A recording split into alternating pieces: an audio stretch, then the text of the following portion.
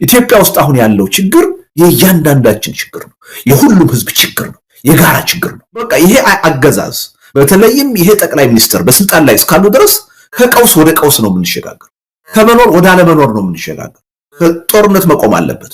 ጦርነት እንዲቆም ደግሞ የግፍ አገዛዝ መወገድ አለበት። ኢትዮጵያ ውስጥ የግፍ አገዛዝ እንዲወገድ ደግሞ አዲስ የሽግግር ሂደት ያስፈልጋል። ኢትዮጵያ ውስጥ ያለው ችግር እኔን አይመለከተኝም ሊል የሚችል ሰው የለም። የአንድ ህብረተሰብ ችግር አይደለም። የሁለት ህብረተሰብ ችግር አይደለም። የበለጠ ዘር ጨራሽ የእርስ በርስ መተላለቅ የሚያስከትል ጦርነት ውስጥ ነው ያለው። ስለዚህ ጥያቄዎቻችን ቅድም ያልኳቸው 4 ነጥቦች ላይ ማተኮር፣ ጦርነት ይቁም፣ የግፍ አገዛዝ ያቁም፣ ይብቃ፣ ሰላም ይስፈን።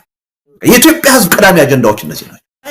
አገዛዝ አንቀጥቅጥ የሆነ ከዛም ወደ አገዛዝ አንበርክክ የሚሸጋገር ሁሉንም ህዝብ የሚመለከት በአንድ ጊዜ በአዲስ አበባና በአገሪቱ ባሉ 20-30 ከተሞች የሚቀጣጥል ነው ምናምን በህዝባዊ እምቢተኝነት ተገደው ከስልጣን መወገድ አለበት።